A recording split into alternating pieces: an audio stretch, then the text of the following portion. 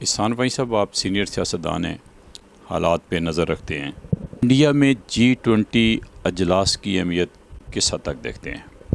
میاں صاحب، G20 اجلاس انہوں نے بہت بڑی ریزولوشن طے کی، لیکن یہ تجارت کے لیے ہے۔ مین ان کا ایجنڈا جو ہے وہ ہے تجارت، کیونکہ بھارت کو مشرق وسطیٰ سے ڈائریکٹ کوئی راستہ نہیں ہے۔ 20 عالمی یہ لیڈر ہیں جو حکمران ہیں، انہوں نے یہ طے کیا کہ دبئی کی جو بندرگاہ ہے وہاں سے اسرائیل کی بندرگاہ حیفا وہاں تک ریلوے لائن بچھائی جائے۔ ریلوے لائن بچھنے کی وجہ سے جو کنٹینرز نہر سویز سے گزر کے مشرق وسطیٰ کی طرف جاتے تھے وہ نہیں جانا پڑے گا، جس سے ان کے فاصلے بے پناہ کم ہو جائیں گے، اور اس یورپ سے اور مشرق وسطیٰ سے بھارت کی تجارت 40% تیز ہو جائے گی۔ یہاں صاحب، امریکہ، برطانیہ، یورپ، سعودی عربیہ، یورپی یونین، UAE کی جانب سے ہائیڈروجن پائپ لائن کے رابطے قائم کیے جائیں گے، اور سعودی عربیہ اور اسرائیل کے درمیان تعلقات قائم کیے جائیں گے، جو کہ آج تک جو وہ یہ سمجھتے ہیں، بلکہ انہوں نے یہ کہا کہ جو یہ دشمن تھے آج تک ان کے درمیان تعلق قائم کیا جائے گا، جیسا کہ UAE اور اسرائیل کے درمیان تجارت کھل گئی۔ اس ایجنڈے کی وجہ سے ان کے درمیان بھی تجارت قائم کریں گے۔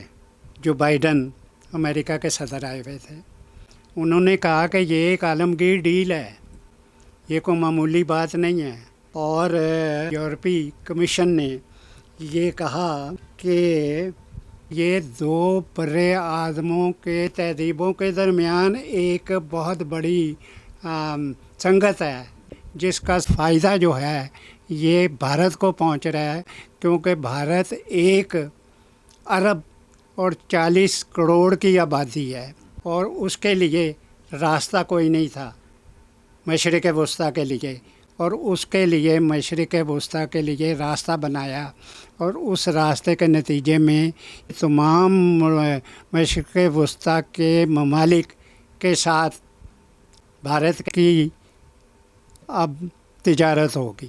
یہ انہوں نے، چونکہ بھارت اور چائنا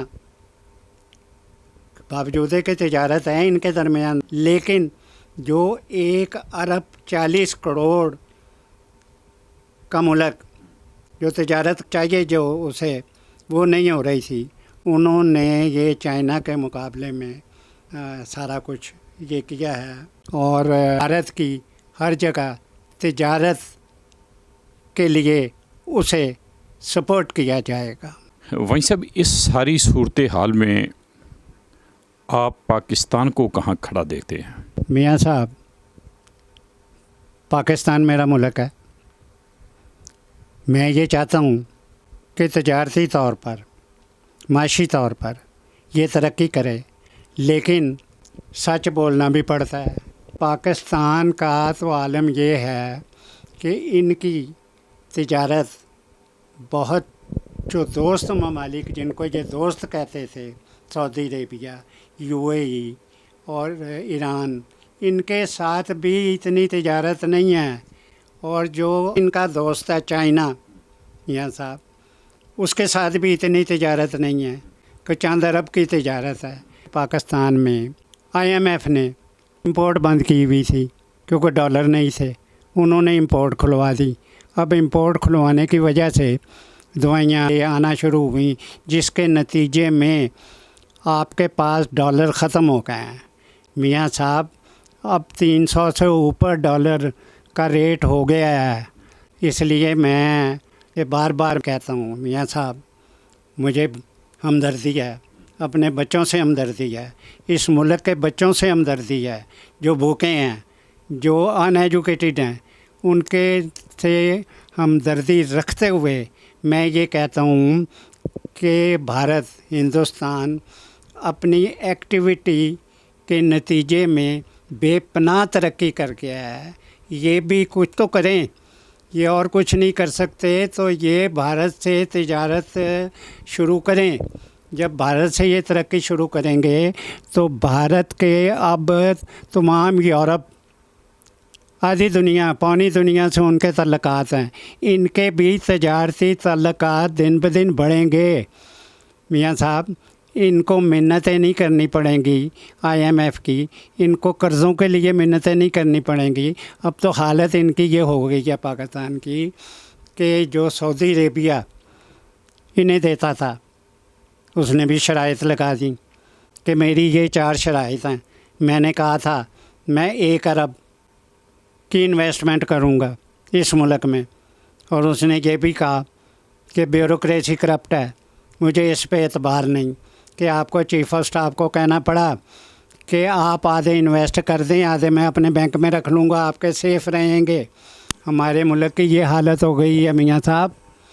तो इसलिए मैं ये समझता हूँ कि हमें फौरी तौर पर भारत से तिजारत करनी चाहिए। और मैं ये फिर बार बार कह रहा हूँ कि ये भारत में तिजारत जो है ये पाकिस्तान के इंटरेस्ट में है। ये भारत की तो आधी दुनिया से तिजारत है, पाकिस्तान की किसी से नहीं। ये भारत से कर लें, पाकिस्तान के इंटरेस्ट में है, भारत पाकिस्तान को फ़ायदा मिलेगा।